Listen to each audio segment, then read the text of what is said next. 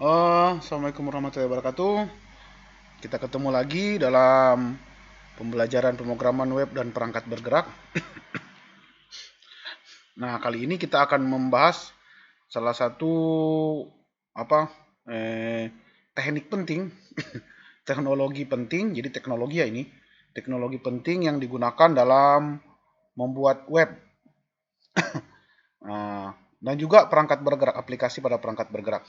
Karena rata-rata sekarang aplikasi itu ya banyak yang berbasis yang hanya bisa jalan di Android, hanya bisa jalan di iOS. Mungkin nanti Huawei mengeluarkan operating system terbaru hanya bisa jalan di sana. Tapi kalau web dengan keunggulan sekarang responsif websitenya, artinya dia bisa menyesuaikan dengan tampilan-tampilan apa media query, jadi punya tampilan-tampilan lebar gadget yang kita punya, baik itu laptop atau personal komputer maupun smartphone, tablet, dan seterusnya. Kayaknya yang bisa masuk ke semua sistem operasi itu hanya halaman web. Web itu bisa dibuka di Windows, di Linux, di iOS, di Android, dan seterusnya, macOS. Jadi lintas operating system kayaknya memang hanya halaman web yang bisa diterima operating system. Nah, untuk membuat sebuah halaman web, itu ada halaman web yang interaktif ya.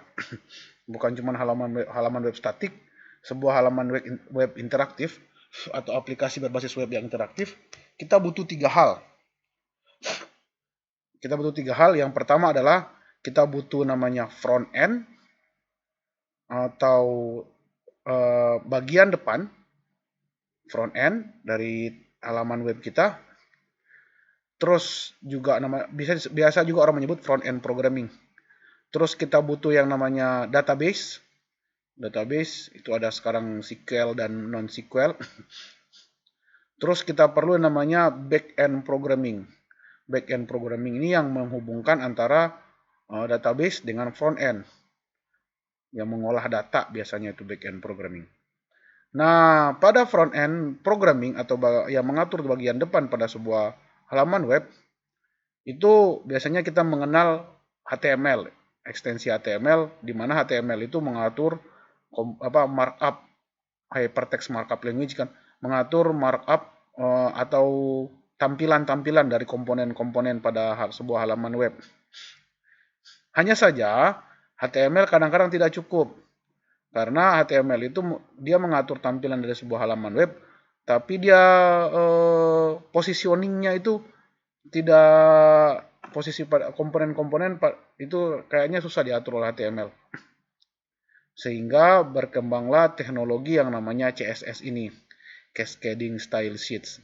Pada dasarnya CSS ini seperti definisinya, salah satu teknik untuk mengatur tampilan bahasa markup pada halaman web.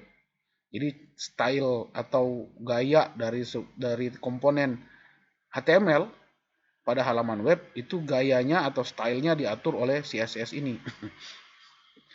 CSS ini tidak dianggap bahasa pemrograman karena CSS tidak mengandung semua unsur pemrograman. Walaupun pada perkembangannya CSS 3 sekarang saat video ini dibuat itu banyak bisa memuat variabel kadang-kadang. Tapi ya terbatas. Operasi aritmetik ada beberapa operasi aritmetik sederhana bisa dilakukan oleh CSS. Logika kayaknya belum deh. Data dan library mungkin belum. Tapi CSS sudah mulai berkembang. Tapi memang CSS tugasnya bukan bahasa pemrograman. CSS itu style, mengatur gaya. Sehingga jika sebuah halaman web di bagian depannya perlu ada unsur-unsur program, misalnya logic operation, dan lain-lain, maka kita perlu juga bahasa pemrograman yang front end. Biasanya orang menggunakan JavaScript. Jadi CSS dan JavaScript itu temenan biasanya. Tapi pada perkembangannya seperti yang saya katakan tadi, CSS sangat membantu proses pemrograman pada halaman web. Kadang-kadang CSS-nya ini kita logikakan, kita operasikan secara programming style dengan JavaScript. Terutama untuk front end atau bagian depan sebuah halaman web. Jadi intinya CSS itu adalah teknologi untuk mengatur tampilan markup pada halaman web. Itu CSS itu. Cascading Style Sheet. Langsung tugas. Nah, karena CSS itu sudah lama sebenarnya, saya lupa tahun berapa, tapi dia sudah lama, sekarang sudah sampai CSS 3. Nah, tugas pertama dari pertemuan kita adalah, silakan adik-adik buat resume tentang perkembangan teknologi CSS. Minimal satu halaman ukuran A4 lah. Mau diketik dan dikirim attach-nya boleh, atau mau ditulis tangan di sebuah kertas A4 dan difoto serta dikirim juga boleh. Kirimnya kemana? Kirim ke email. Ingat ya, ke email, bukan WhatsApp group. Jangan nyampah. Kirim ke emailin, arpan.parutang@gmail.com. Ya, berikutnya. Nah, secara umum penulisan CSS, cara menulis CSS seperti ini. Ada selektor, baru ada ini kurung kurawal, baru dalam kurung kurawal ini kita tentukan properti dan nilai. Selektor ini bisa menandakan komponen HTML. Jadi misalnya P untuk paragraf, table untuk table, dan seterusnya. Span dan seterusnya. Ini komponen selektor. Nah, biasanya orang menggunakan div, lalu div-nya dikasih kelas atau ID sebagai selektornya, baru kita kasih properti atau nilai. Dan nilai. Properti ini mengacu pada properti CSS, seperti tinggi, lebar. Jadi nanti selektornya, properti selektornya apa gitu. Tingginya misalnya paragraf, nanti tulisan hurufnya warna apa, besar hurufnya apa, jenis fontnya apa. Nah, itu nanti yang namanya properti. Dan titik 2 nilai. Nilai ini yang mengacu pada nilai dari properti. Misalnya 2px, besar, misalnya font, propertinya font. 2px artinya fontnya 2 pixel. Atau width, lebarnya berapa? 100%. Dan lain-lain. Jadi secara umum CSS itu tulisannya cuma begini. Selektor,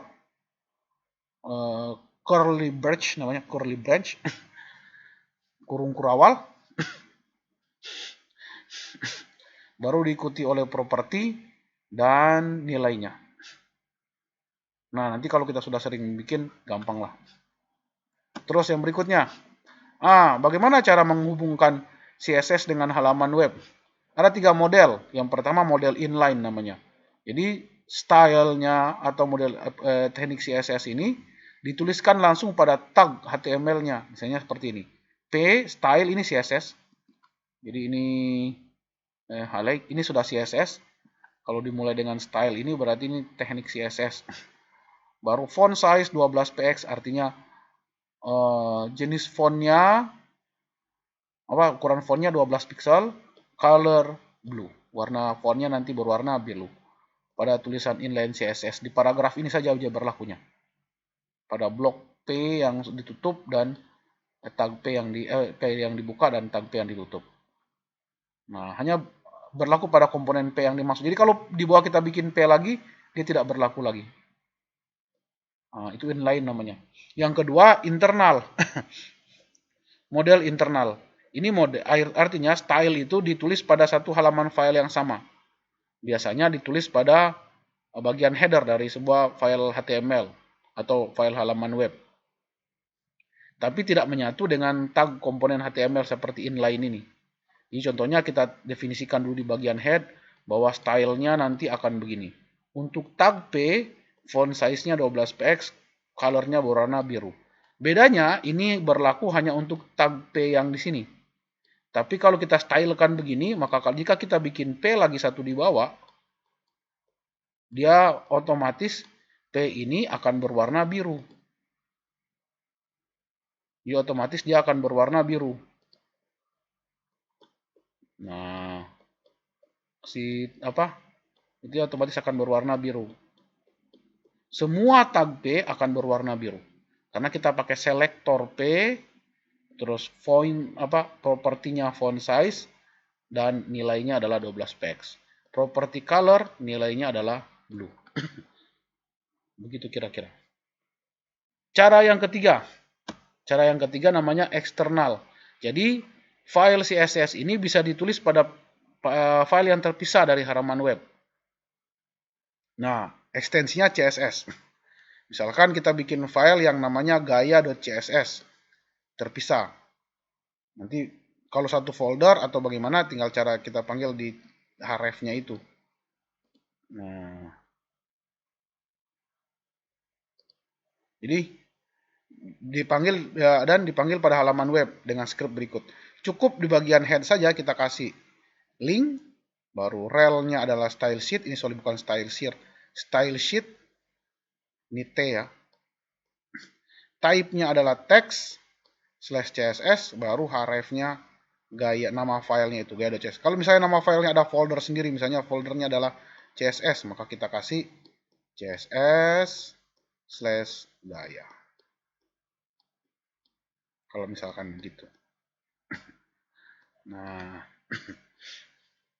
itu masalah ini nanti kita kalau sudah mulai praktek kita akan belajar tentang apa namanya itu folder-folderan itu.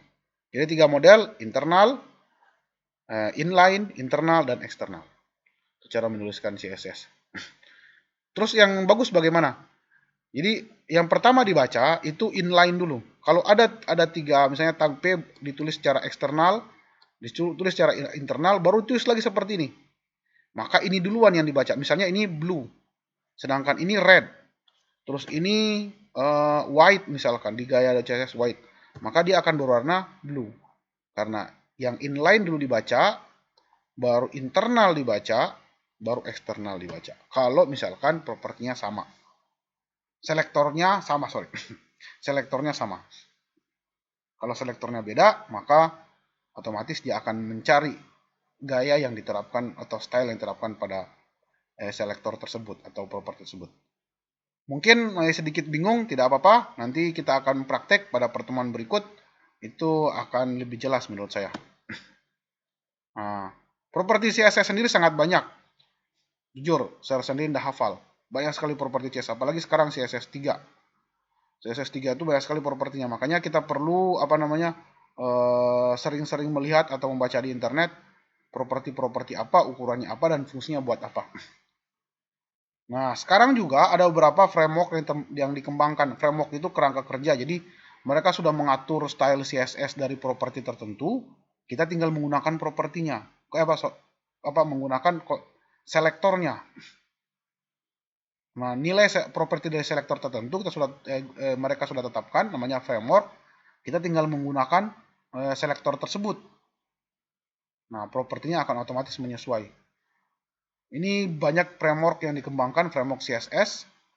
Salah satu yang paling banyak digunakan namanya Bootstrap. Bootstrap itu dikembangkan oleh Twitter. Kalau Anda tahu Twitter, Twitter itu salah satu yang menggunakan framework Bootstrap. Mungkin setelah mempelajari CSS nanti, Anda bisa membuat framework sendiri, alhamdulillah. Anda bisa buat framework sendiri. Yang penting sebenarnya pada dasarnya kalau dasarnya sudah paham, nanti gampang lah bikin itu. Bukan gampang sih. Ya, CSS lebih ke arah kreativitas. Sejauh mana kita mengembangkan kreativitas CSS ini. Karena sebenarnya dia gampang, cuman selektor, properti, nilai. Jadi tidak rumit. Hanya kita kreatif tidak. Kreativitas kita yang akan kita uji akan lebih banyak bermanfaat ketika belajar CSS ini. Saya kira demikian pengenalan tentang CSS. Nanti kita ketemu lagi pada kesempatan berikut. Jangan khawatir kalau Anda belum terlalu paham. Yang penting dikerjakan dulu tugasnya, baca-baca dulu. Kita akan mulai belajar praktek pada pertemuan berikut. Itu mudah-mudahan akan lebih jelas apa yang dijelaskan sekarang. Terima kasih. Jangan lupa daftar hadir diisi dengan cara menuliskan komentar. Menuliskan nama di kolom komentar. Assalamualaikum.